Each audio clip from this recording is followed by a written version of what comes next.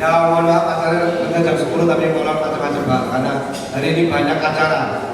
Pertama itu minggu kedua, Car Free Day, susah sih. Jadi yang kedua ini juga ada KPP, ada 150 orang, jadi juga menambah kepadatan. Sekaligus juga akhirnya mungkin juga susah.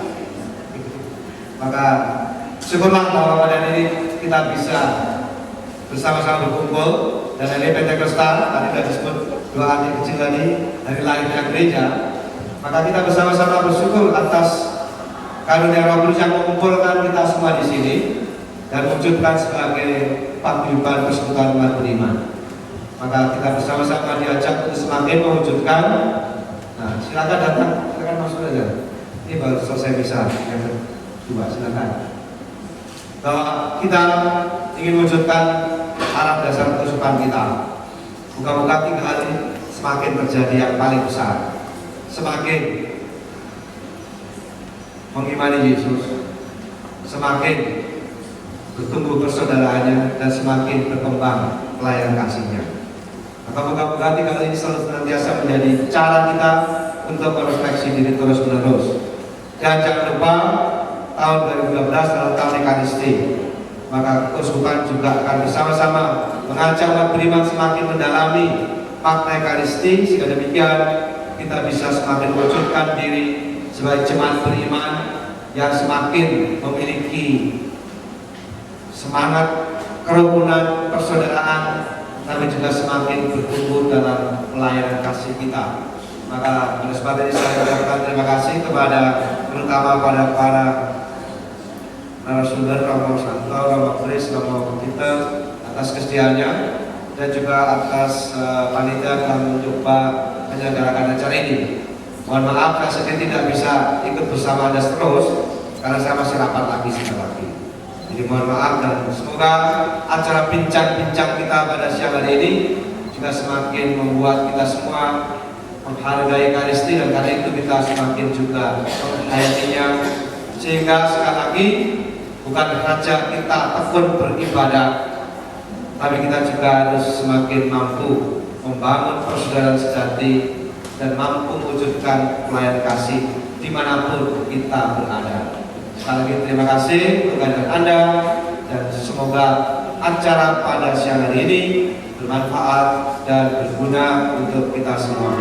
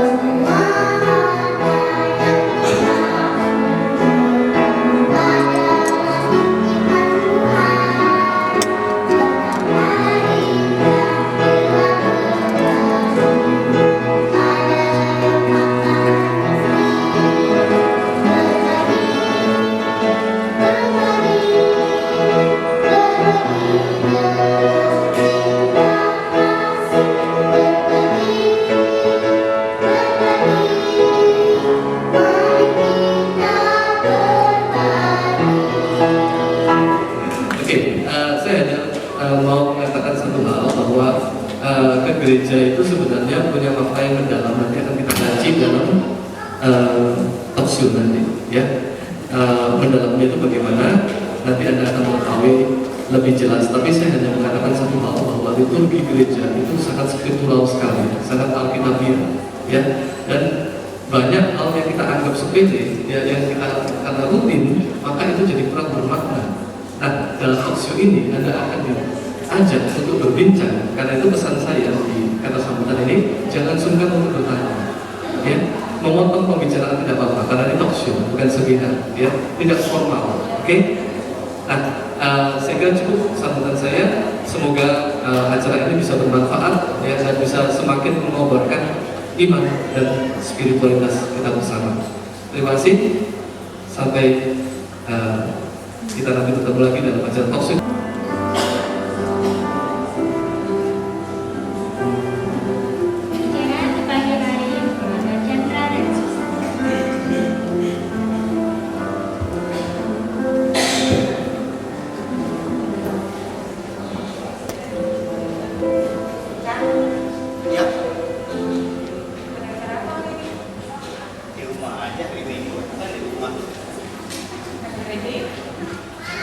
Males kan? Minggu lalu kan udah. Gitu sih, siapa itu sendiri. Nah, males lah di rumah. Ya minggu capek. Gereja yuk. Ayo ke gereja. Udah deh, tapi sore aja ya. Jam 5.30 ya. Ya boleh deh. Sekarang kita mau dulu gimana? Ya boleh deh. Ajakin saudara-saudara kamu aja ya. Gimana? Aku siap-siap ya. Ya udah. Lalu tidak lama kemudian datanglah John. Hei John, mau kagak? Lama dikasih tamu. Duduk. Ngapain pagi-pagi? Mancing. Enaknya mancing. Kapan? Ya, nggak bisa John. Gua udah janji sama istri gua. Gereja. Hari Minggu ini. Gereja mau ngapain sih, paling pengen doang. Iya sih. Ntar sore juga bisa kan kalau mau komuni bareng. Mancingnya pagi gini. Ini kan mancing enak dong. Sempat sih ya. Ya udah kita coba saya tanya Susan dulu ya. Susan.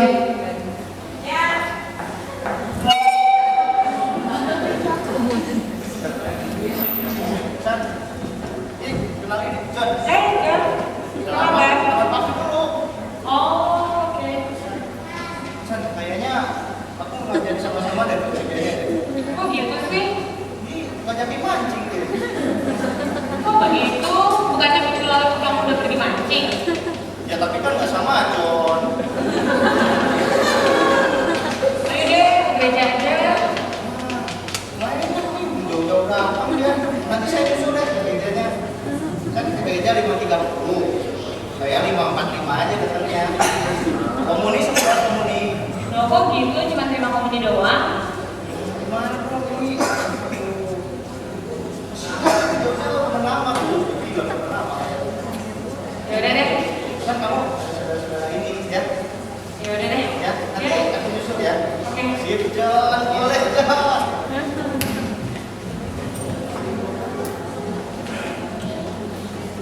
Chandra akhirnya berubah pikiran untuk tidak pergi ke gereja. John telah berhasil membujuk Chandra.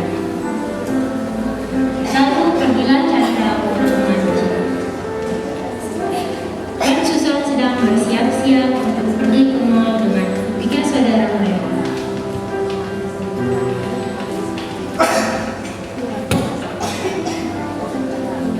Lisa, Siska, Ter, Lisa, kita ke mall yuk, abis itu ke gereja, mau nggak? Oke. Ya.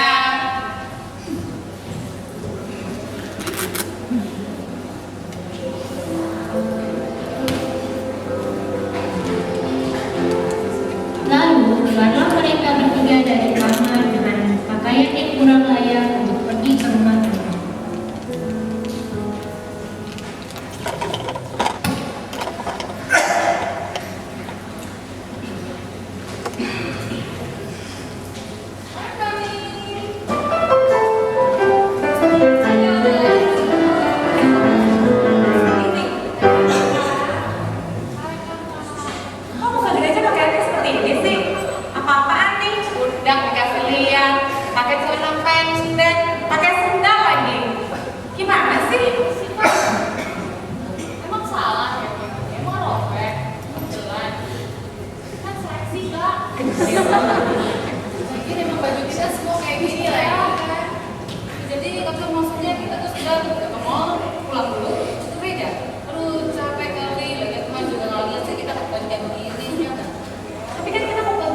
gereja, bukannya mau mejeng begini loh. Kakak, Tuhan nggak pernah masalah ya kita mau pakai baju apa, yang penting kita datang.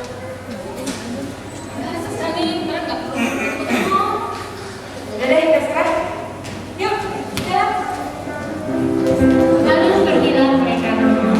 Sampainya di sana, mereka langsung belanja sampai tidak ingat waktu.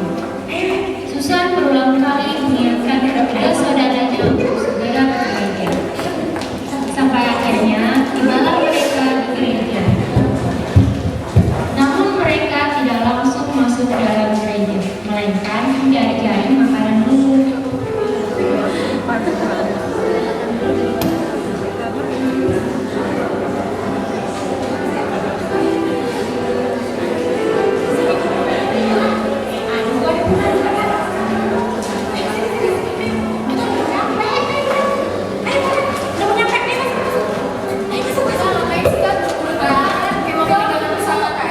Aduh, gimana sih? Kita udah nyampe ke gereja, ngapain langsung? Buruan lah, ayo. Masih 15 menit lagi kok gerejanya mulai. Sholat di belakang kok maksudnya. Cowok ganteng lagi, ini apaan sih? Mau dandan-dandan. Cepetan, ini BBM. Ini lagi. Ayo dong, kita masuk dulu. Kita ke kamar dulu aja. Kalau lapar, nggak mau nanti ke gerejanya. Sekarang juga udah mau konser. Ayo. Jadi gimana? Aduh, itu dulu. Bentar aja lagi. Aku nggak mau. Aku mau langsung masuk. Kan kita nggak ada kursi paling depan loh. Ih, ngapain sih jauh paling depan? Hah? Jauh di belakang? Aku sudah punya suami. Bentar aja. Boleh janji sebentar aja. Please. Janji ya, 5 menit. Yaudah, yuk. Susan sedikit kecewa. Namun, apa daya ketika saudaranya tidak mau buru-buru ke gereja. Mereka menganggap ke gereja itu tidak terlalu penting, samsara. Mereka menganggap ke rumah Tuhan hanya untuk menghabiskan waktu mereka saja. Lalu tidak lama kemudian ketemulah mereka dengan Angel dan Mario, yang sebenarnya bukan dari gereja Santa Teresia. Mereka sedang sibuk makan di kantin.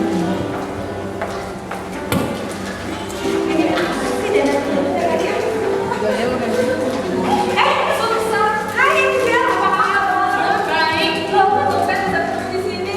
Loh, aku memang gereja di sini. Kamu kok ada di sini? Lihat Mario juga di sini. Iya, soalnya kan dia harus ketemu mamanya sampai omanya si Mario. Dan di sini ada di sini. Jadi puasa aku jadi pas 30 sekalian deh kita gereja. Habisin waktu doang ya? Ya, ya sih sebenarnya aku gereja juga awalnya. Ya udah, kenalin nih, ini saudara-saudara aku. Saudara-saudaranya. Iya, mau ke gereja juga. Iya, lagi duduk di kantin nih ngasih waktu biar aku udah suruh masuk tapi nggak ada tetap aja kerja di sini. Yuk belanja ya. Iya nih mereka. Waduh, habis jadi gereja saudara juga dong. Iya sih, ngabisin waktu. Lalu terdengarlah bunyi suara lonceng yang bertanda waktu ibadat akan segera dimulai.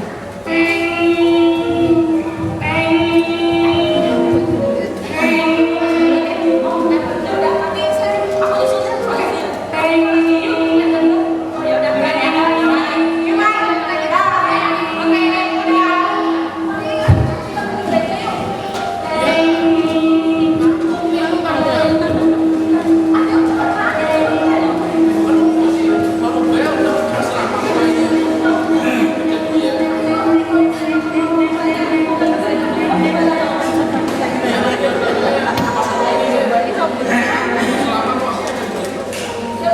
Aku masuk rumah, susah datangnya teman. Nanti kamu nyusul ya. Ya, aku pakai nanti pas waktu ini tenang aja ya.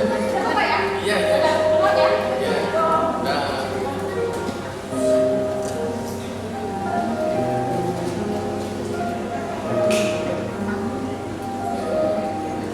Apa saya ke gereja? Saya dari tahun usia 18 tahun ketika itu melihat mama saya punya adik punya keluarga semua gereja, semua pada berkumpul ke gereja. Jadi saya langsung minta saya untuk ikut latihan agama 1 tahun. setia dengan Katolik. Walaupun ada sana sini pelan-pelan ajak saya, tapi saya sudah takut, saya tertarik dengan propagandanya. Kemudian saya lihat lama-lama ini kok beda ya. Dia hanya hari Sabtu saja, tidak Minggu. Dia hanya tidak mengakui itu hari Natal sebagai hari Yesus, karena mereka bilang semua berdasarkan Bible. Nah, kenapa saya mengapa aku ke gereja? Karena itu gereja menurutku rumah Tuhan, rumah yang indah, rumah dibuat kita semua merasa damai. Coba kalau saya pikir, saya sanggup jadi ke gereja itu harus rutin. Coba kalau kita bayangkan semua kali 1 tahun kerja ke gereja, rasanya gimana? Yang pasti pelan dan pasti kiri kanan kita roh jahat datang. Kita keluar rumah, jangan di luar rumah. Kita di kantor aja kasak kusuk. Nggak usah jauh-jauh dari narkoba dari fisik ya kelihatan. Kita mudah tersinggung sama orang kantor, bahkan di rumah mudah marah. Baik yang sudah berkeluarga mungkin bisa saling marah dengan suaminya, dengan istrinya, ya. Lalu belum lagi banyak godaan di luar teman-teman yang teman dalam pengertian dia juga sama lah gitu ya, menganggap remeh kata gereja, malas lah karena di gereja tuh Katolik katanya kalau membawa misa selalu kayaknya sakral seperti kayak turunan dari Paus seperti di Vatikan, selalu ada aturan. Tapi kalau buat saya itu pergi ke gereja bukan hanya dilihat itunya saya datang, tapi saya coba cari kreatif. Ada kegiatan apanya di dalam kayak seperti ini, lalu ada persekutuan doanya setiap Rabu. Gereja sebagai satu tempat itu GBJ lokasi ya. Kalau di fotonya sebelah kanan dia biru, bangunan dan fisik. Kalau saya mau bangun gereja ya tulisnya ya GBJ. Tapi kalau G besar itu kan berarti gereja. Apa itu sebenarnya gereja? Ya, mungkin ada yang mau disampaikan dong. Saking mereka nyamannya rumah Tuhan seperti rumahnya sendiri, jadi mereka ribut. Tapi tidak ada maksud menghina Tuhan. Ya, sebaliknya orang Jepang begitu kusuk gereja itu kayak di kitab Wahyu. Kayak sudah ada Tuhan hadir secara fisik di situ. Ya, nah, sebenarnya gimana dong? Apa? Ada nggak perbedaan antara gereja dengan gereja? Apa gereja dengan G besar itu sebenarnya?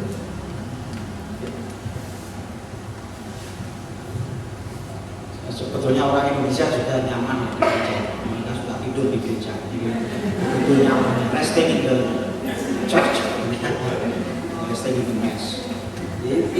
Kita lihat saja, tidak mau dikotomi dulu antara guru besar dan guru kecil. Lihat kompleks gereja ini, real. Kita yang ada di kompleks gereja ini adalah orang-orang, tapi juga perlu tempat. Dan di tempat ini ada apa? Ada Bunda Maria juga, ada Kapel Sakral Magus, ada pastoran. Di pastoran juga ada pasti ada hidangannya ya, dan nasi lauk pauk pasti ada. Jadi sangat real gereja ini ya seperti di kompleks gereja kita yang fisik yang di huruf kecil ini, tetapi ternyata juga mencerminkan yang real di huruf besar yaitu umat Allah dan bersiarah bersama Yesus menuju Bapa dalam Roh Kudus dan diutus mewartakan karya keselamatan. Itu real ada di sini. Maka dua-duanya perlu. Di huruf besar itu juga perlu perwujudannya secara fisik. Kalau di huruf besar saja sudah terima, juga orang juga berusaha memberikan izin memberikan gereja ya, yang dipersulit di mana-mana itu pun kita tetap berjuang. Kita ini suka membantu itu semua, kalau itu semua. Ya, tetapi itu semua adalah yang paling inti spiritualitas. Mengapa muncul gereja? Ini mumpung Pentakosta. Mengapa Tuhan bikin gereja? Nah, itu kan yang sebetulnya menjadi pertanyaan kita. Dan mengapa aku ada di dalam gereja ini? Dan mengapa aku at home?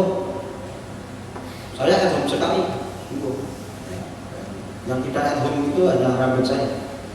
Rambut saya tidak terasa. Jadi, tetapi sungguh mengapa aku itu? Nah ini yang perlu bicara. Saya kira sejak perjanjian lama saya juga bawa kitab suci supaya agak alkitabiah dikit. Supaya kita tidak mau berlama gitu. Jadi ya, gini. Lihat itu Kejadian 22 ayat 7. Ketika Abraham membawa Ishak untuk dikorbankan, itu Ishak bertanya pada bapaknya, "Bapak," saud Abraham, "Ya anakku." Bertanyalah dia, "Di sini sudah ada api dan kayu, tetapi di manakah anak domba untuk korban bakaran itu?" Ya, sepertinya Abraham mengorbankan siapa? Ya kamu itulah yang jadi. Tapi dia mengatakan apa? Allah yang akan menyediakan anak domba untuk korban bakaran baginya. Anakku, anak domba dijanjikan oleh Allah sendiri. Nanti dia akan. Tetapi sesampai di tempat itu, sesudah Abraham mengulurkan tangannya mau mengambil pisau untuk menyembelih anaknya, malaikat Tuhan berseru, "Abraham, ya Tuhan, jangan bunuh anak itu, jangan kau apa-apakan dia, sebab engkau sungguh takut akan Allah."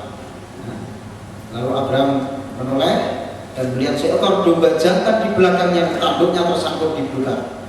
Ternyata domba Abraham itu belum terpenuhi saat itu, belum anak domba Allah yang ada di situ, tapi bukan anak, tapi domba jantan sudah bertanduk, sudah tua.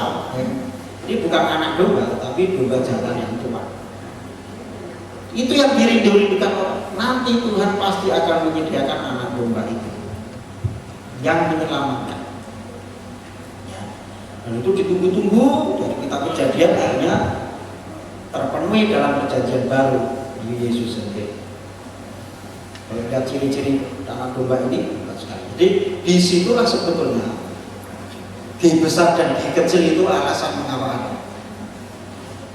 Karena rindu akan anak domba itu. Dan sebetulnya kalau dibalik, justru Yesus sendiri yang rindu ketemu kita.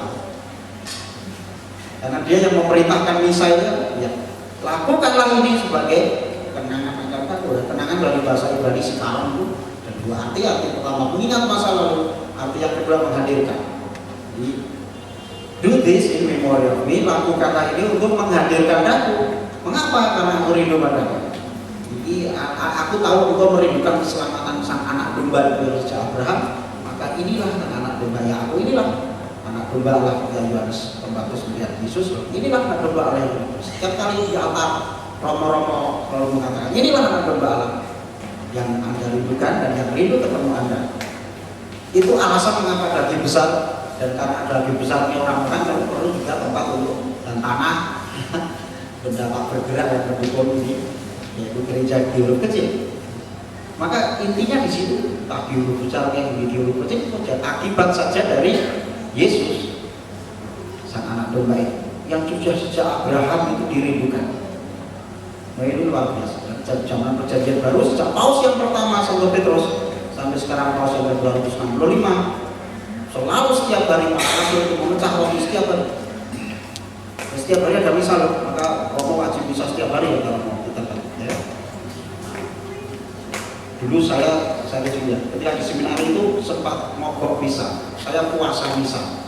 Karena apa? Karena bosan tadi. Goreng itu bubuk miring. Ketika di misa itu bubuk miring. Apa ini tinggal gunanya? Ini bangun saat makan. Kalau makan dibangunkan enggak? Saya sebagai frater itu di seminar tinggi. Saya bimbingan rohani pada hari Frankfurt, Stadtfurt, Makom, di dalam Makom. Saya mau puasa misa. Dia marah. Enggak, izinkan saya puasa misa. Beberapa hari berkata, oke boleh, tapi harus kamu refleksi betul. Puasa berapa kamu minta? Saya minta 2 minggu. Dan dengan perkenan beliau saya bangun tidur tidak lalu misa, mandi lalu belajar. Lalu habis mereka misa, saya ikut-ikutan rombongan ruang makan. Gitu. Saya tidak pernah ikut misa. Apa yang terjadi? Sama seperti Sari Niko tadi. Saya menjadi gampang marah. Tidak ada damai sejahtera, ini istilah ini. Saya itu stres, dibikin stres, musuhan sama orang terus sama teman. Marah. Sungguh itu real terjadi. Akhirnya saya menghadap Romo Manufaktur, Romo, ini baru seminggu, tapi saya mohon tidak berani ya, seminggu saja, nggak betah lagi. Saya harus datang ke misa. Sejak itu saya sungguh-sungguh tidak boleh. Saya tahu daya guna sakramen Ekaristi itu. Anak domba yang dirindukan di situ. Jadi percobaan itu berhasil. Romo Manufaktur memeluk saya. Senang. Saya juga senang. Kenapa? Karena Tuhan sendiri akhirnya ya percobaan saya yang nakal itu dengan berbagai cara akhirnya membuat saya sadar. Itu bayangkan ketika para frater dan Romo berkumpul di kapel menyanyi, mendengar khotbah, berdoa bersama, saya dengar dari kapel dan saya merasa terasing sendirian. Itu seperti orang di pesta itu yang berpakaian tidak pantas yang harus dikeluarkan. Kan? Kamu tidak pantas, kamu keluar. Ada di kegelapan dan di situ ratapan dan tetap gigi. Itu saya merasakan itu. Berarti saya di situ. Sementara teman-teman di dalam gereja kecil itu kecil, tapi mereka besar di dalam kecil.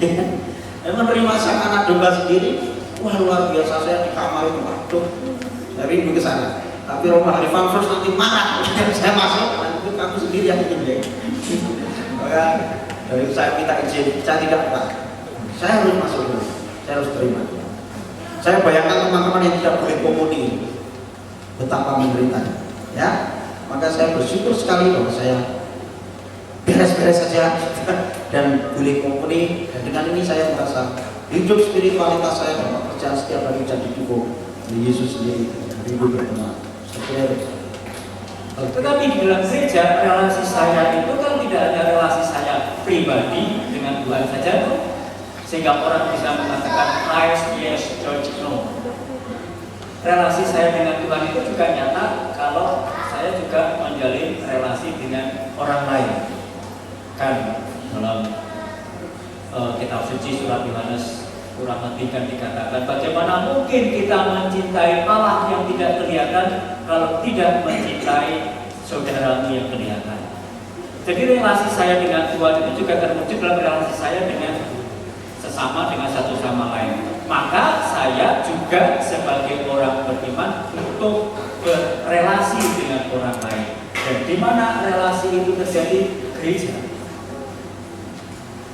Nah, karena gereja itulah soal relasi, kalau dalam istilah kan disebut sebagai memakai ungkapan yang sering dikatakan Romo karismatika paguyuban umat beriman.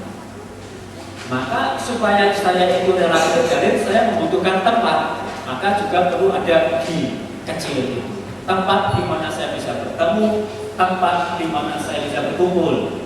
Tetapi tempat saya bisa bertemu dan berkumpul tidak hanya di gereja kompleks ini, tetapi juga di lingkungan, juga dalam komunitas-komunitas basis, misalnya dalam KMK, IPOMK, itu tempat di mana saya bertemu.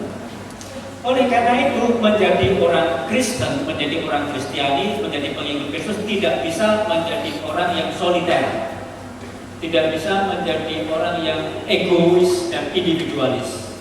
Menjadi pengikut Kristus itu berarti saya bergandengan dengan Tuhan, itu saya juga bergandengan dengan orang lain, dengan sesama. Maka mengapa kok Tuhan menjanjikan kerajaan Allah tetapi yang diberikan adalah gereja? Nah, gereja ini adalah tempat di mana saya menghidupi relasi itu, menghidupi kerajaan Allah, tetapi juga gereja adalah tempat di mana saya memperjuangkan terwujudnya kerajaan Allah itu. Kalau kita mau berjuang kan kita membutuhkan wadah. Kalau kita mau mewujudkan sesuatu, membangun sesuatu, membuat gerakan sesuatu, kan kita juga membutuhkan teman. Tidak hanya membutuhkan teman, tetapi juga membutuhkan wadah. Maka gereja itu adalah tempat di mana kerajaan Allah itu nyata. Tetapi yang inti paling dasar adalah itu dari soal relasi. Sehingga di dalam gereja kita diajak untuk membangun relasi dengan Tuhan, tetapi juga membangun relasi satu sama lain. Kesulitannya adalah kalau kita masuk ke gereja, duduk di gereja, kita seringkali tidak kenal siapa sih di sebelah saya. Tidak kenal. Kebanyakan umat Kebanyakan tidak kenal juga, dan juga tidak mau kenal dan tidak peduli. Bahkan kalau salah kenalnya, Itu kesulitan kita. Selesai misa tidak ada kesempatan berkumpul, pengen semuanya buru-buru lari karena masalah apa? Oke. Setelah ini ada misa lagi, harus cepat-cepat pergi dan sebagainya. Karena diusir romonya pergilah. Nah ini kesulitan kita ya. Kesulitan kita secara real. Ini kalau kita ketemu hari Minggu, kita itu sulit merasakan dan mengalami bahwa kita itu berrelasi bersama Tuhan. Ini persoalannya. Oke, itu menarik. Dan ada juga sebagian orang yang beranggapan karena Tuhan itu ada di mana-mana, omnipresent. So, buat apa saya ke gereja? Nah, gimana kalau begitu? Ya, saya baru 4 bulan sebagai pastor kepala paroki, dan program saya yang terbesar tahun ini, tahun pertama adalah mengunjungi setiap keluarga. Sudah 137 keluarga. Dari 137 keluarga, satu malam saya bisa kunjung 4 atau 5 keluarga satu hari. Tapi satu pengalaman ini menarik sekali. Di malam itu saya mengunjungi satu keluarga, suami orang Katolik, istrinya Islam, dan satu anak putrinya. Tetapi dia sudah tidak masuk gereja sudah hampir 10 tahun atau lebih. Sama sekali menolak Tuhan. Dia tidak mau tahu yang adanya Tuhan Allah atau Yesus Kristus atau gereja Katolik. Ya. Jadi kami bicara di situ hampir 2 jam lebih, dan saya tidak tahu apakah itu menyentuh dia, dan saya bicara di banyak hal. Dia tidak sanggup untuk menangkap. Selalu punya alasan dulu, marah dengan pastor ini, marah dengan seksi ini, marah dengan semuanya dianggap negatif tentang gereja. Anehnya, setelah selesai bicara, saya tidak tahu, tapi mungkin Roh Kudus itu tahu. Dia berlutut dan minta saya berkata dia. Minggu depan saya lihat dia masuk gereja.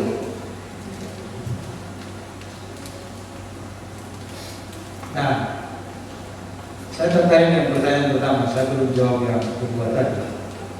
Tetapi dengan membuat setiap orang merasa belong to, termasuk membangun community, menjangkau semua orang seperti saya katakan, saya kenal muka dengan muka. Itu adalah gereja dalam grup yang besar, di mana merasa saya termasuk bagian ini. Romonya menyapa saya mau kunjung saya juga merasa tidak jauh dari Romo. Nomor telepon Romo ada semua, kalau tinggal saja hubungi. Jadi merasa dekat. Tadi Romo bilang hubungan, nah, itu betul kerajaan Allah.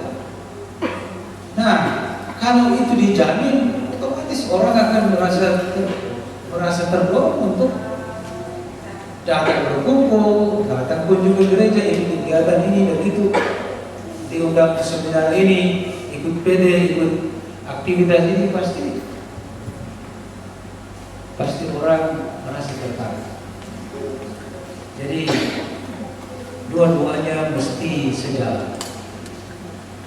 Kenapa di Eropa, di Amerika gereja yang dalam huruf G kecil itu kosong, bangunan itu kosong, karena community-nya tidak terbentuk.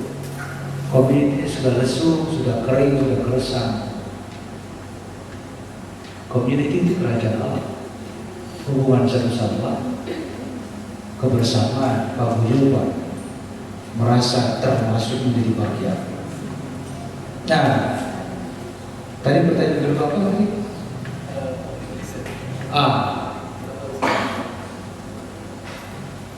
Kita berpegang teguh pada relasi itu, community, dan Tuhan Injil hari ini juga mengatakan bahwa Dia datang menampakkan diri pada waktu mereka berkumpul bersama, ya, di mana Dia betul-betul menunjukkan dirinya. dalam persekutuan itu. Walaupun nanti dua orang di Emmaus juga bertemu Yesus, tentu saja. Atau pribadi-pribadi itu bertemu Tuhan di mana-mana.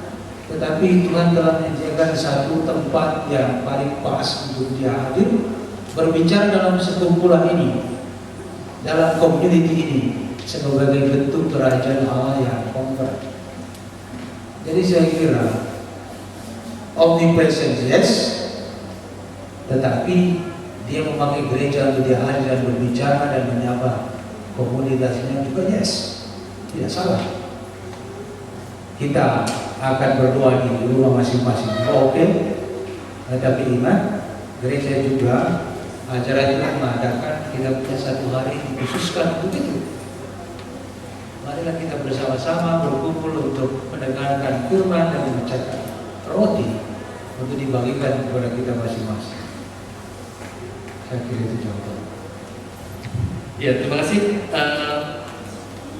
Kita nanti akan sampai di yang lebih dalam lagi ya. Tapi sebelumnya saya buka pertanyaan dulu. Saya kadang-kadang merasa kesulitan ya, misalnya ke gereja, khususnya anak-anak gitu ya. Kok di gereja udah. Oh ya, namanya dulu. Nama sama. Saya dengan Pri. Saya sebenarnya bukan warga dari Paroki Indonesia, persisnya Salvator, tapi saya sering ke gereja di BHK yang di Kawasan.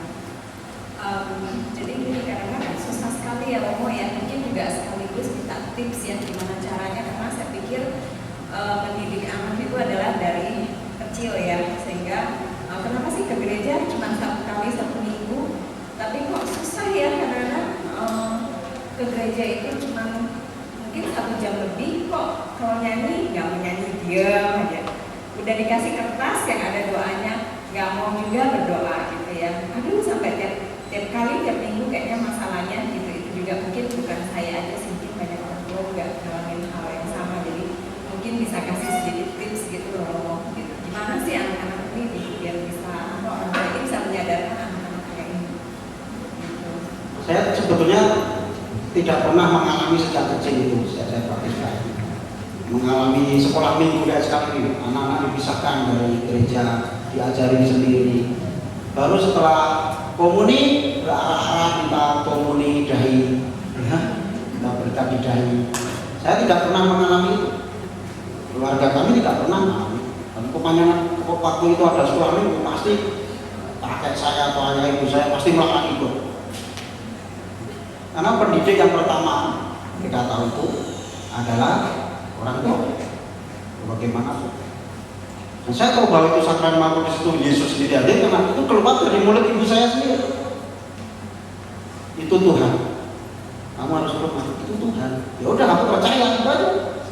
Karena dari mulut ibuku sendiri. Ya. Ya kalau mulut Romo selalu mengatakan begitu, tapi kan dia bukan bapakku. Aneh kalau dia bapakku. Tapi kalau ibuku sendiri yang bilang, lalu bapak juga hormat sekali di situ. Nah, percaya. Tapi kalau sudah terlanjur gimana? Sudah terlanjur selama ini nggak pernah mendidik anaknya begitu, diserahkan ke sekolah minggu, ke sekolah Senin, ke sekolah Selasa. Orang tua bilang udah dimulai, harus dimulai bagaimana? Nah ini problem, memang problem ya. Si teman-teman di paroki pasti tahu problem. Ketika saya di paroki juga begitu, problemnya adalah anak-anak ini mau bersama-sama di gereja lari-lari itu, dan orang tuanya kewalahan, atau dipisahkan di sekolah minggu, dan dia sendiri lalu tidak mengalami Ekaristi. Tahunya ke gereja itu hanya diberkati kepalanya aja, lalu tidak tahu apa itu Ekaristi. Tergantung juga pengajarannya di sekolah minggu itu apa. Tetapi kan tidak real mengalami Ekaristi sejak awal sampai akhir dan berdisiplin di situ sejak kecil. Nah ini problem. Nah ini saya tidak punya tips terus terang. Ya. Selain itu,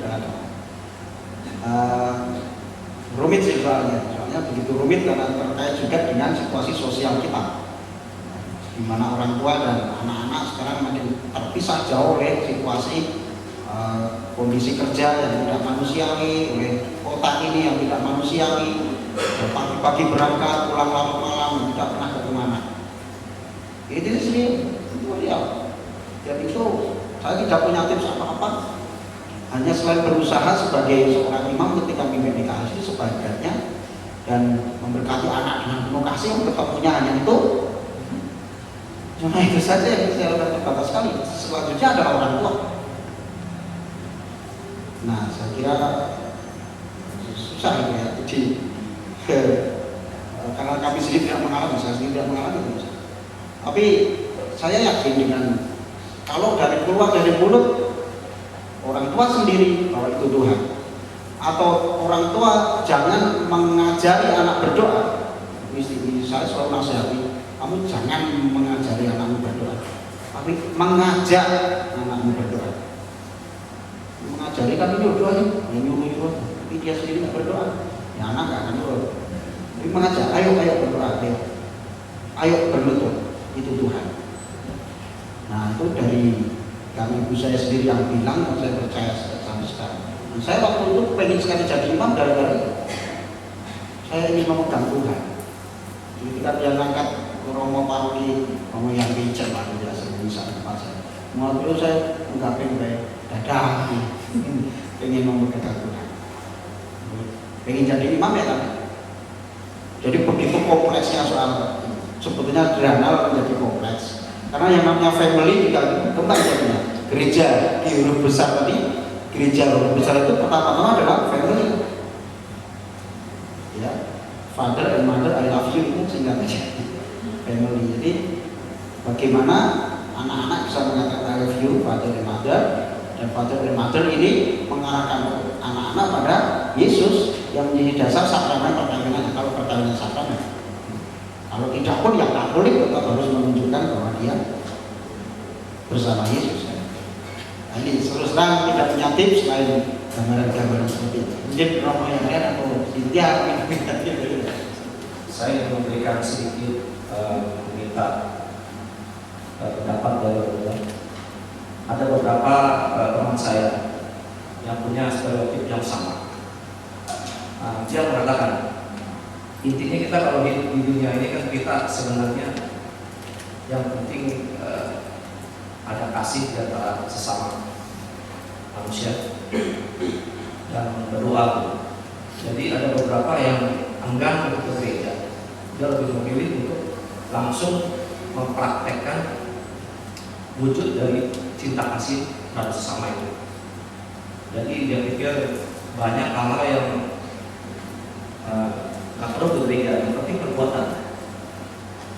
Nah, bagaimana tanggapan seperti pendapat teman-teman saya? Terima kasih. Sekian tahun yang lalu, ketika saya masih frater dan masih kuliah di STF tahun 88, saya bertemu dengan orang muda di paroki katedral. Dia aktif di paroki, dari pekerjaan apapun, dia kegiatan apapun dia aktif. Tapi dia mengatakan, saya dari Sabtu sore sampai Minggu sore atau Minggu malam selalu di kompleks katedral, tapi saya tidak pernah masuk gereja. Pertanyaannya sama, yang penting kan berbuat baik kan? Toh itu orang yang masuk gereja juga belum tentu dia berbuat baik, munafik kan? Pertanyaannya lalu, berbuat baik itu dasarnya dari mana?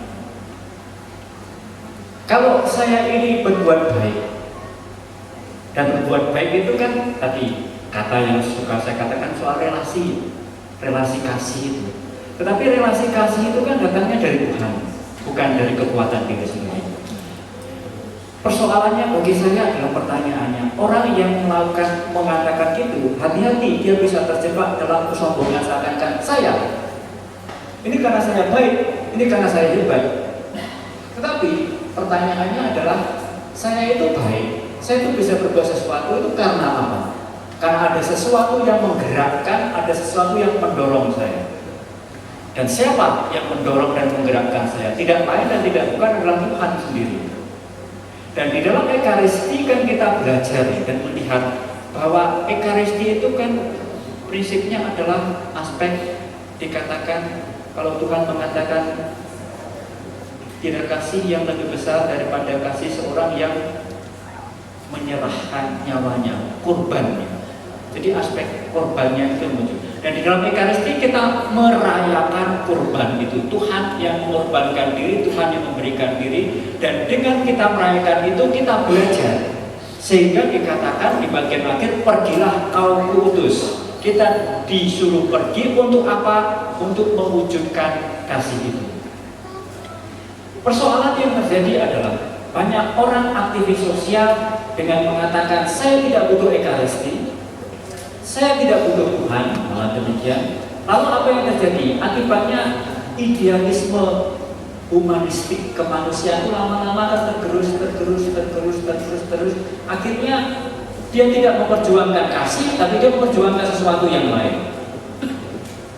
Nah, ini persoalan yang dasar.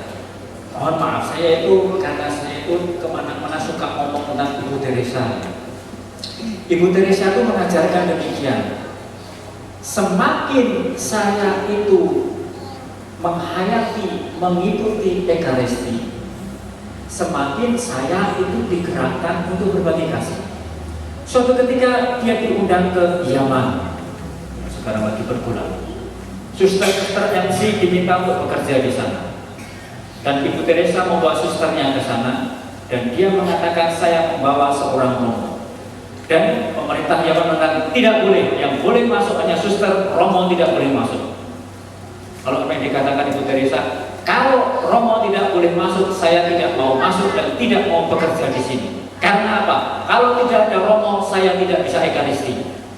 Dan tanpa Ekaristi, saya tidak akan berbuat dan tidak bisa berbuat apa-apa. Dan ini adalah sesuatu yang bagi saya cukup mendasari. Supaya apa? Supaya kita tidak terjebak dalam perasaan kesombongan. Itu. Lalu perasaan juga terjebak dalam perasaan demikian. Tuhan kan ada di mana-mana. Saya tidak butuh Ekaristi. Benar, Tuhan ada di mana-mana. Tetapi di dalam Ekaristi itu kan kehadiran Tuhan itu sangat bahkan paling nyata. Karena dalam Ekaristi dikatakan inilah tubuhku, inilah darahku.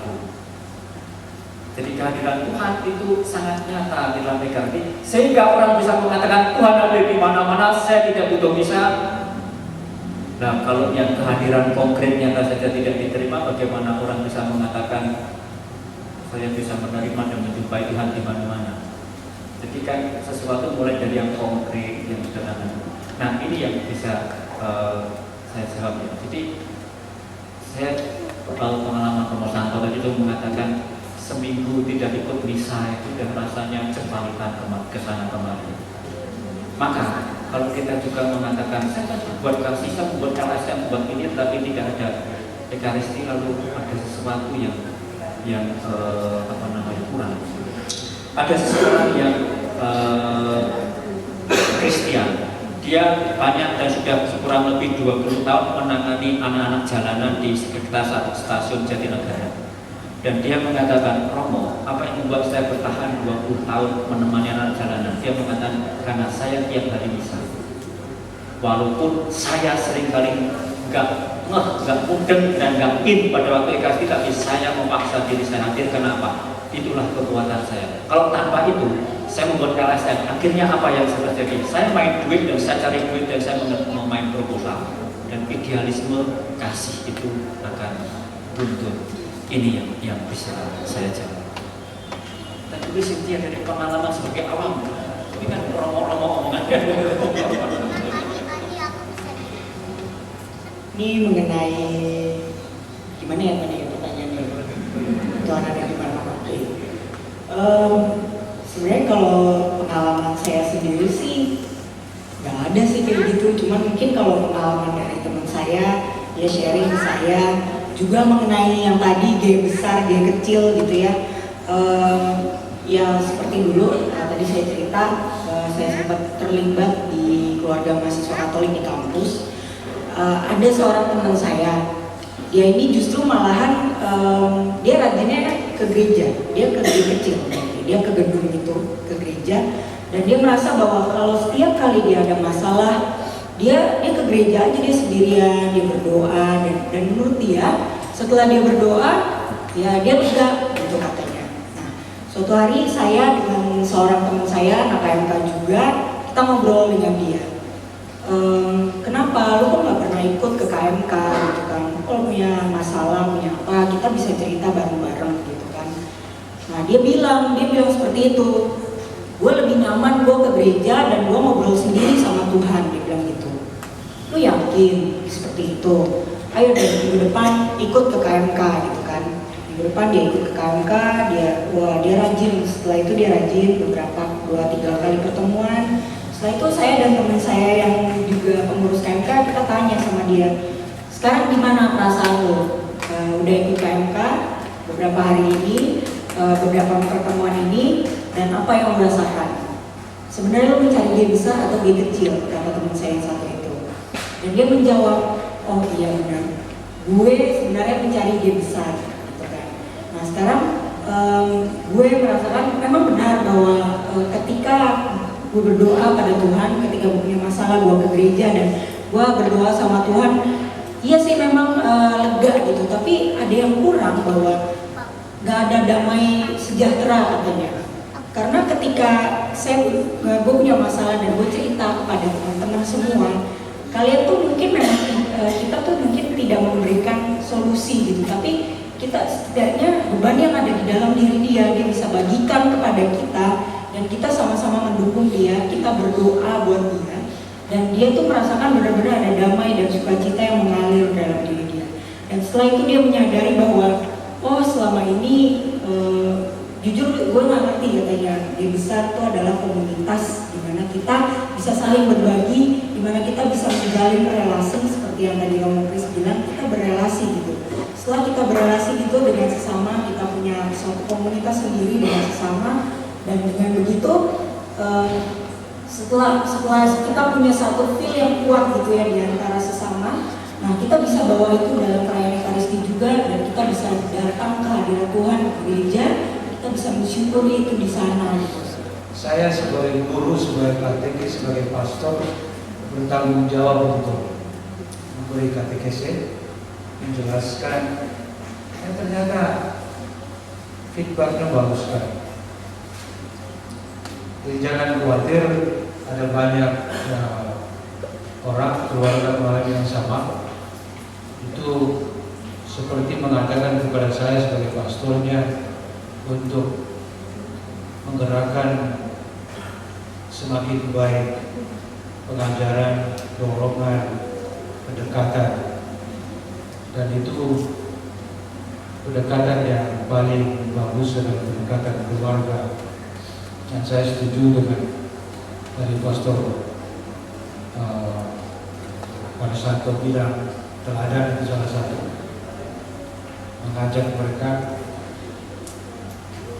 Saya juga paling senang kalau minta anak-anak duduk sama-sama dan menjelaskan dengan cara yang sangat informal, begitu cerita. Minta mereka bertanya, pasti bisa menjawab. Kalau bahwa berbuat baik saja cukup, tidak usah ke gereja. Untuk orang Katolik itu kehilangan besar. Di gereja sini ada sakramen-sakramen yang fungsinya bukan hanya untuk rutinitas kita, tetapi menguruskan kita. Orang baik perlu dikuduskan, perlu dibuat murni hatinya. Ya, seorang muda datang bilang, saya berbuat baik ini itu. Tapi Yesus bilang masih kurang, ada segi pengorbanannya, sacrifice-nya. Dan itu Yesus adalah guru yang utama. Jadi saya kira kita memang baik, tapi kita juga perlu satu pengurusan dari Tuhan, karena kita memang ingin menjadi bagian dari seluruh hidup kita. Banyak orang yang ingin menghindar dari gereja. Mereka hanya butuh gereja waktu mau nikah, waktu mau mati, waktu mau baptis anak, waktu mau naik mobil pertama. Saya kira kurang bijaksana. Dari mana kita mengerti tentang perkawinan kalau kita hanya butuh tentang sertifikat nikah di sana. Dari mana kita mengerti tentang pembaptisan kalau kita hanya butuh surat baptisnya? Baik dalam arti ini adalah baik yang sekular, baik di masyarakat, menurut pandangan pribadi, individual, seperti Romo Kris bilang. Apa arti air? Apa arti dupa? Apa arti juga lilin? Ya, mengapa semua itu harus ada dalam gereja Katolik? Ya, gereja Katolik bukan sembarang gereja. Ya, gereja Katolik pun yang dengan lebih kecil, yang tinggal bangunannya doang. Toh masih ada orang-orang sekitar 100-an di Botos dan di Prancis sana yang betul berdoa juga, ya, ya. Ada patung Maria, ya, ada patung Yesus, ada patung Santo Yosef, ada patung Santo Yakobus yang besar sekali, ya, macam-macam, yang Santo, ya. Apakah semua itu adalah satu sign atau tanda, ya, tanda kehidupan, ya? Apakah itu berhubungan dengan relasi tadi kerajaan Allah yang dicoba untuk divisualisasikan dulu? Tapi selain banyak hal yang dengan panca indera macam-macam sudah disebut, juga ada BlackBerry, ada handphone, ada Katolik HKBP, ya. Habis kemudian bulan pencet. Nah itu, habis kemudian bulan parkir, Katolik atau HKBP.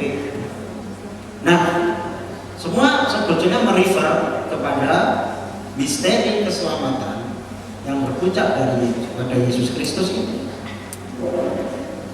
Nah, dalam Ekaristi itu sangat jelas. Dan kalau kita lihat fisik bangunan gereja kita, semua merefer ke sini, merefer ke isi kitab suci yang dijanjikan adalah perjanjian lama, perjanjian baru yang memuncak pada janji Yesus sendiri. Gampang sekali jawabannya kalau kita refernya ke Yesus. Coba lihat. Gereja, kata gereja itu sendiri. Sekolah Petrus, dan di atas batu karang ini yang akan berdirikan gereja. Kalau terjemahan LAI, karena dia Protestan, jemaat. Tapi terjemahan aslinya haham. Gereja satu tunggal, bukan gereja-gereja, tapi gereja tunggal. Nah, jelaskan. Haham itu komunitas khusus haham. Lalu itu ada air, ya jelas itu merefer pada Yesus air hidup dan kita dibaptis dengan air. Oh, gampang sekali. Pokoknya asal ada Yesus Kristus, di Katolik itu full of Jesus Christ, penuh Yesus Kristus. Yesus Kristusnya penuh. Yang lain Yesus juga ada, di Islam pun ada Yesus. Tapi mungkin hanya jempolnya. Kita penuh seluruh tubuhnya. Kalau kita menjadi tubuh mistik Kristus, tubuh Kristus yang tampak di dunia, yaitu gereja. Biasa kan Katolik itu. Jadi air suci itu menandai diri dengan tanda salib. Tidak jelas siapa yang disalib. Tentu banyak orang disalib sebelum Yesus. Tapi yang kita masuk adalah salib Yesus ini, ada inrinya ini. Inilah negara Republik Indonesia. Yesus Nazaret Rex Dairo itu Yesus orang Nazaret yang disalibkan yang batin. Oh itu jelas Yesus tanda salib. Kata Kristen itu tanda tambahan. Kita di Semarang saya tanya sama Kristen, kok aku suka tanda salib habis pukul-pukulan habis tinju. Dan dia mengatakan, wah ini tanda tambah. Iya tambah pukul. Tambah Bapa Putra dan Roh Kudus. Bagus. Referensi Kristen bagus. Jadi itu jelas karena Yesus ini merefer ke situ gampang. Dupa sejak perjanjian lama Tuhan itu selalu hadir di dalam tanda-tanda, antara lain awan, tunggu api dan tunggu awan. Itu jelas. Kalau awan-awan itu menjadi tanda. Di perjanjian lama di Bait Allah juga ada pendupaan. Oh jelas. Lilin itu jelas merefer pada cahaya mengorbankan diri. Kan Yesus melelehkan diri menjadi terang. Jelas semuanya Yesus. Mengapa semua ada dalam gereja? Ya karena Yesus ada dalam gereja. Itu tanda kehidupan. Akulah jalan, kebenaran, dan hidup. Itulah yang membuat kakek buyut itu jadi anak buyut jadi kawin. Karena menjadi dengan melihat itu semua dia merasa jelas. Bahkan melihat jenazah orang Katolik pun itu merefer ke Yesus bagi dia. Jenazahnya yang pas manis, malah lebih cantik daripada ketika belum jenazah. Itu pasti ada drama di dalamnya itu. Kenapa dia mati dengan tersenyum? Itu anak biasa nggak bisa tidur itu. Mikir gitu. Akhirnya sampai kejam sama anak cucunya. Apa maunya udah dikatakan harus ke gereja? Karena diri saya sendiri merasa itu. Anak cucuku tidak boleh hilang. Karena harus ketemu Yesus. Itu semua refernya ke Yesus. Tanda-tanda kehidupan. Sakramen. Oh, hebat sekali saya. Kalau jadi promosi buku kan. Ada banyak buku yang refer ke Yesus ya. Bukunya ini sakramen in scripture. Sakramen dalam kitab suci. Sudah diterjemahkan bahasa Indonesia sakramen dalam kitab suci. Boleh tonton video. Dan pendalaman ini sekarang sudah banyak website juga yang buku. Ya, Anda bisa buka www.katolisitas.org atau www.imankatolik.org.id. Yang katolisitas.org saya kontribusi di situ, Pak Steph dan Ingrid. Nah itu luar biasa. Ya, jadi kita semua orang Katolik sekarang buka untuk ini semua. Terangkan juga pada orang-orang bahwa ini semua merefer ke Yesus. Ini nggak ada di kitab suci. Katanya begitu, kata tadi Dewan Niko tadi semua harus biblis. Nah, Yohanes itu 20 kan kalau semua ini harus ditulis itu nggak cukup. Maksudnya udah tebel banget teman-teman soal atom apa semua ditulis. Udah ini aja cukup Yesus lalu semuanya refer ke tradisi. Ya. Kalau itu semua Yesus bisa cukup. Nah, itu Katolik. Ya, itu Katolik yang indah, yang Roman Katolik istilahnya. Katolik itu romantis, ya, atas orang dan mantan pendeta yang jadi Katolik itu. Mengapa? Karena semuanya panca indera kita semua diaktifkan untuk Yesus, untuk menemui Dia. Sakramen itu pasti selalu touching, ya, selalu nge-touch pada kita. Tidak ada sakramen yang hanya puji-pujian, doa puji-pujian, nyanyi-nyanyian, pasti kena pada diri kita. Pasti kena. Berkat itu pasti kena. Bahkan berkat anak-anak itu sampai nyentuh dahinya. Kalau belum tersentuh dia akan kembali minta. Sungguh-sungguh, sampai tak bisa sungguh sampai kepala ini. Rasa. Ya sakramen dan sakramentalia itu sungguh terasa. Sikap-sikap kita tidak hanya benda-benda ini, tapi sikap kita berlutut, duduk, berdiri, membungkuk. Wah itu sungguh luar biasa. Kita aktif semua. Nah itu yang bisa sharekan ya. Saya sendiri merasa jadi Katolik itu bersyukur ya. Menjadi Katolik itu ternyata tidak hanya high tech, tapi high touch. Ya. Tidak hanya high tech. Ini gereja yang kuno dari dulu para rasul, tetapi juga mengikuti high tech. Walaupun disindir juga sosnya, namanya khotbah pakai apa? Film itu high tech, tapi itu kan high touch. Kita sebab sebelum Yesus nge-touch kita, nyentuh kita betul. Ada orang Protestan itu, saya minyak suci, di sebelahnya yang sakit Protestan, dan dia ingin sekali. Wah gimana? Ya jadi Katolik. Karena seingin-inginnya Anda di dalam hosting ini yang saya kirim via Tikum ini atau dalam minyak suci, itu di dalamnya ada Sri Paulus, ada para uskup, ada Bunda Maria, ada Santo Santa, ada tradisi, ada patung lilin, semuanya itu. Apakah Anda bisa menerima? Si sakit ini bisa mengatakan bisa menerima, tapi keluarganya tidak. Wah, kan menderita ya. Maka kalaupun boleh dibagus, berarti diam-diam. Gitu ya, dan di rumah sakit itu kejadian. Saya nggak pastor parafil dia dibagus.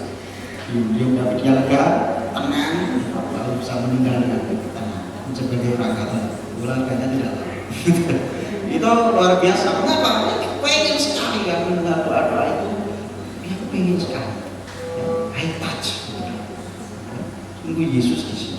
Kalau para pastor suruh cerita tentang rahasia minyak suci misalnya atau sakramen-sakramen ini bagaimana pengalaman si sakit ini yang akhirnya lalu jadi kena minyak, betul minyak. Itu luar biasa ya, banyak saya dengarkan gitu, ya, bagaimana mereka ketemu Yesus sendiri. Apalagi kalau pastornya tidak melihat, malah tidak ada itu. Hal-hal yang spiritual macam ini, itulah inti dari Yesus. Saya kira itu.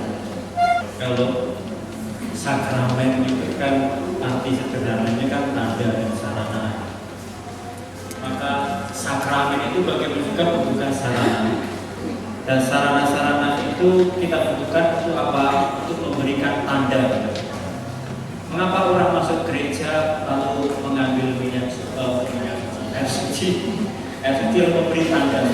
Karena itu memberi kepada kita semua ini tanda. Dan tanda itu digunakan untuk apa? Karena begini, kita ini kan manusia. Dan sebagai manusia kita membutuhkan tanda-tanda sifatnya indrawi, jasmani, material. Tanda-tanda material itu kita butuhkan. Sehingga dengan demikian kita mengabdi Tuhan itu dengan keseluruhan tubuh kita. Ada gerak, duduk, berdiri, berlutut, membungkuk, dan itu gerak itu kita butuhkan. Lalu juga sarana misalnya dupa, itu kan mengajak kita untuk merasakan dan mengalami sebuah pengalaman tentang apa, sesuatu yang sifatnya sakral dan sebagainya. Tentu kita sebagai orang Katolik Roma itu tidak terlalu banyak memakai dupa dibandingkan tradisi liturgi gereja timur. Gereja timur itu dalam arti itu sangat memakai sarana-sarana dupa, mencium kitab suci dan sebagainya itu sangat sekali mereka sangat hormat dan respect. Sehingga demikian sesuatu itu apa yang diberikan kepada Tuhan sebagai sakramen itu adalah sesuatu yang membutuhkan juga sarana dan tanda. Maka persoalan kita adalah semua simbol-simbol yang digunakan itu punya arti dan punya makna. Disinilah letak pentingnya katekese. Karena seringkali dapat dikatakan sebagian besar umat itu tidak tahu apa sih maksudnya ini kok begini kok begitu. Misalnya misal Jumat Suci itu orang merasa capek. Kenapa? Benar-benar berdiri berlutut pada waktu Tuhan Maria. Ini apa? Dan kalau orang tidak tahu ini mengapa begini dan sebagainya, orang tidak, karena kalau tak tahu juga artinya tidak bisa menghayati dan tidak mengerti ini maksudnya apa, intensinya apa. Dan ini adalah sebuah tantangan juga. Harus kita ingat dan kita ketahui bahwa orang zaman sekarang itu kan lebih mudah tergerak oleh gambar, sesuatu yang visual. Dan gereja sebenarnya menghadirkan sesuatu yang visual. Maka di dalam sakramen, dalam ekaristi, dalam ada istilah yang agama kan ada disebut sebagai ars celebrandi, seni merayakan. Jadi ada aspek itu juga diajarkan dan diajarkan supaya apa? Supaya kita memahami apa artinya sarana-sarana itu, tanda-tanda itu, tapi juga apa artinya gerak yang kita buat dalam ekaristi. Saya menjadi ingat karena Ratzinger sebelum dia menjadi paus itu mengutip Dostoyevsky, seorang sastrawan dari Rusia, yang mengatakan the beautiful will save us. Jadi keindahan itu juga bagian dari perayaan. Maka itu tantangan bagi kami romo-romo ini, merayakan ekaristi, merayakan sakramen, jangan sembarangan tabrak lari begitu saja. Pokoknya selesai, cepat, bubar. Tapi juga harus ada apa? Seninya itu, aspek penghayatan. Supaya apa? Supaya pada waktu kami merayakan itu, cara kami bersikap, cara kami merayakan itu juga menumbuhkan iman. Nah, ini juga menjadi tantangan. Maka menurut saya persoalan yang mendasar adalah soal katekese itu, pemahaman.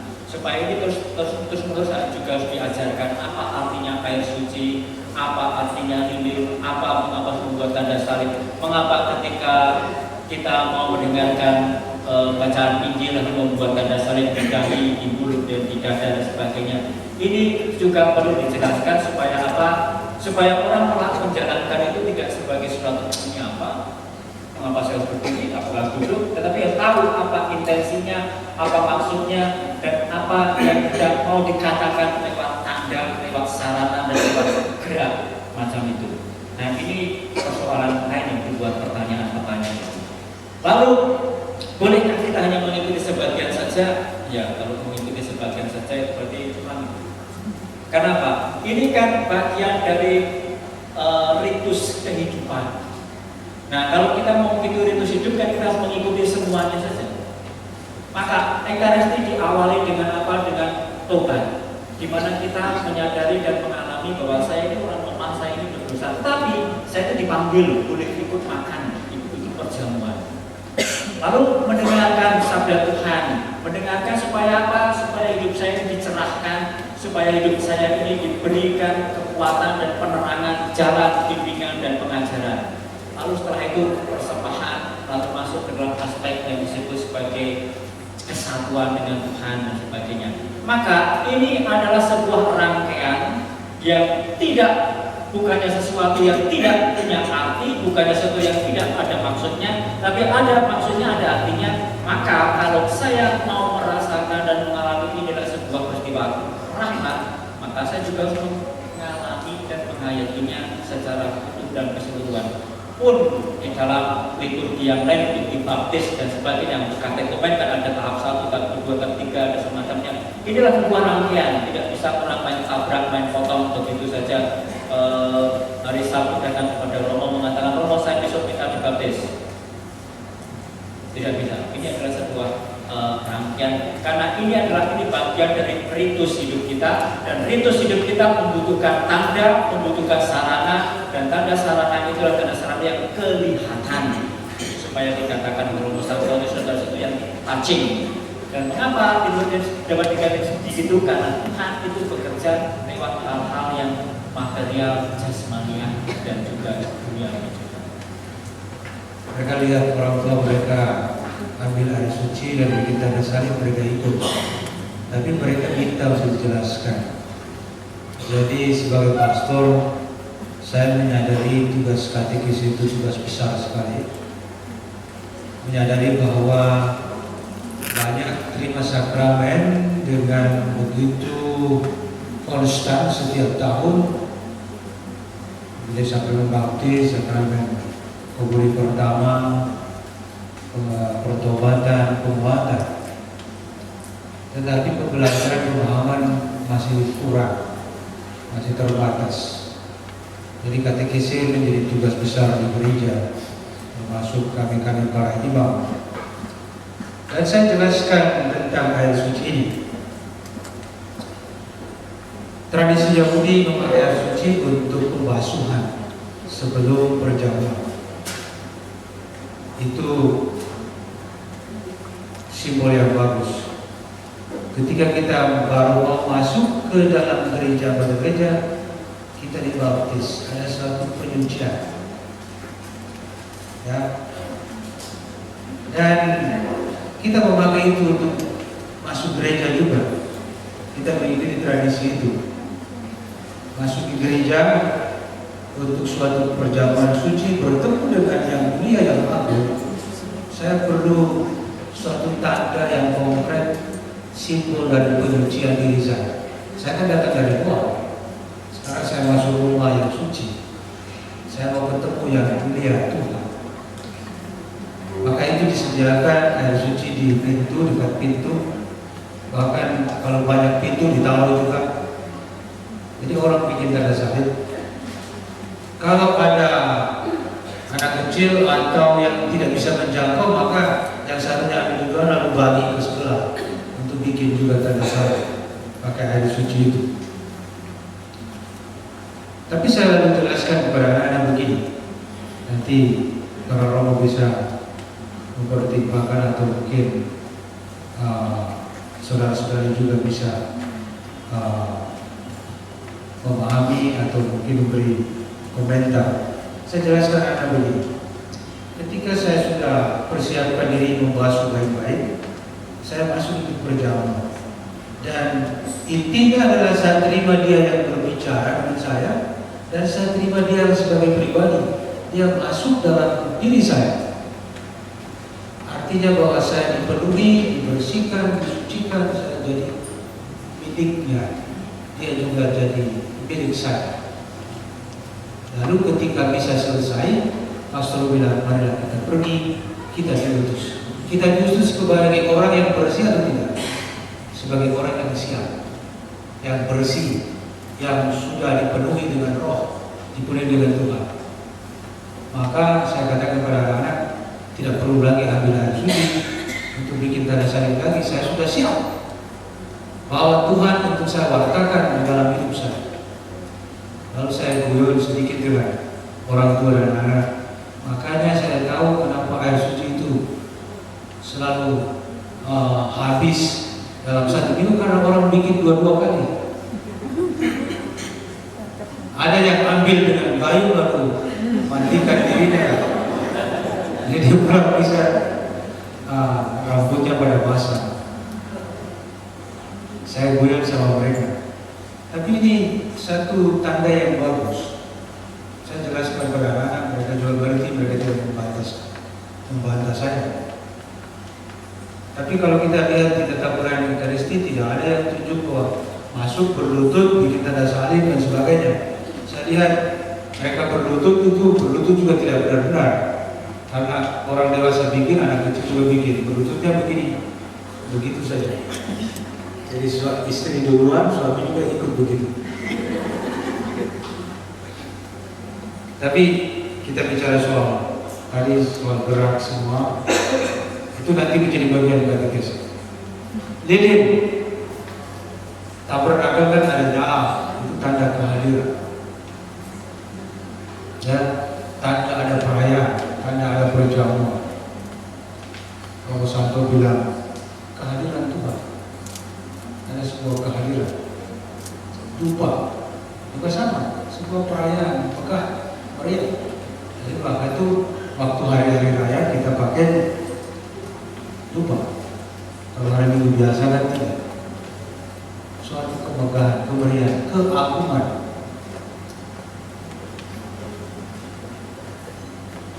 Pak Paul ini tidak tulis kenapa kita pakai lonceng di gereja. Ya, ada orang mengantuk begitu lonceng bunyi, dia bangun kembali.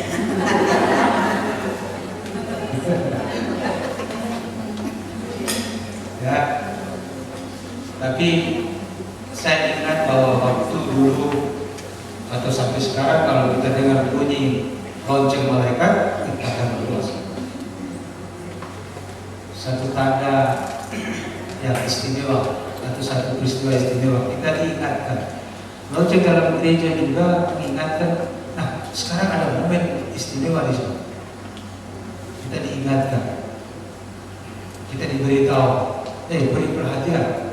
Sekarang sentral. Sekarang ada sesuatu yang butuh atensi besar. Semua adalah tanda. Kita kaya dengan simbol. Nah,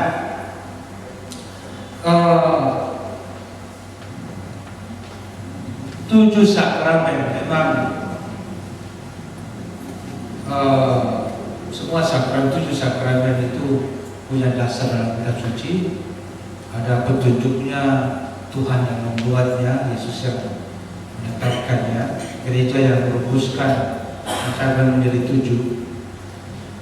Tetapi tentu dari ke-7 itu tidak semua orang Katolik terima, kan habisan hanya kalian bertiga yang terima, Pak Paul tidak terima. Kelihatan seperti imam tapi dia bukan imam. Ya, jadi kami bertiga tidak menikah. Ya, saya selalu pegang buku Braille saya di mana-mana. Kalau menyambut orang waktu masuk gereja juga saya bawa Braille. Mereka tanya, "Oh, baca apa?" Pegang apa? Ini istri saya. Daripada pegang sesuatu yang lain, pegang ini. Pegang ini kan menarik. Daripada saya pegang tangan orang, pegang pipi orang, pegang apa. Jadi kami para pastor terima sakramen pentabisan, tapi kami tidak terima sakramen perkawinan. Kami menjadi saksi utama untuk sakramen perkawinan. Tetapi ingat, ada 2 sakramen yang diterima berulang kali, terus menerus. Apa itu? Dan Ekaristi dan berapa kali dilakukan? Natal dan Paskah. biasa. Padahal itu bisa dilakukan setiap minggu sekali. Kita itu bisa dilakukan setiap kali sebulan. Karena apa? Kita perlu touch itu tadi, kalau bilang touch, supaya kita menjadi sadar, menjadi diingatkan untuk bertobat dan seterusnya. Orang tadi Bapak itu katakan bahwa saya hidup baik tidak perlu gereja. Hati-hati, dia bisa tidak mengalami pengampunan lewat sakramen itu. Sempurna bisa jauh dari. Ya. Jadi kita bilang sakramen beberapa yang kita terima, oke. Kita tidak terima semua. Tapi kepada umat sekalian, para romo juga mengaku dosa. Sebetulnya romo gereja dan romo sakit. Mengaku dosa lancar. Saya mengaku dosa juga. Waktu saya dan frater-frater, saya menjadi berdangan, oh frater ini mengaku dosanya jarang sekali. Akhirnya saya lakukan di luar. Saya panggil Romo Kulman, datang mengaku dosa rutin di seminari, dan saya yang duluan melihat itu frater-frater berbondong-bondong mengaku dosa. Saya katakan kepada frater-frater, mengaku dosa itu hampir seperti ikhlas, kita terima terus. Terus saja, tidak bosan-bosan. Karena Tuhan ingin menyentuh kita. Jadi jangan menggunakan dan Paskah. Dan kenapa gereja-gereja pusing 7 keliling cari pastor waktu Natal dan Paskah? Karena mengaku dosa tidak diadakan setiap bulan, tidak setiap minggu. Dan bukan tunggu dari pastor. Siapa yang butuh? Umat. Pastor ada waktu tidak mengaku dosa? Oh silakan. Tetapi kebanyakan dari kita adalah tunggu pengumuman di gereja. Bulan ini masa Prapaskah ada mengaku dosa setiap hari. Tunggu gereja yang memutuskan. Padahal ini adalah kebutuhan tidak diterima. Jadi kepada saudara-saudara sekalian, sebagai imam, sebagai guru, sebagai katekis, sebagai pastor, saya katakan mengaku dosa adalah kebutuhanku. Satu dosa pun tidak apa-apa. Yang penting ada kebutuhan untuk disentuh dan dibersihkan, disempurnakan oleh Tuhan. Nah, yang pertama itu kan nothing tulus ya. Mau apapun yang membenarkan yang mana. Saya ingat saya itu liturgi dan terjadi.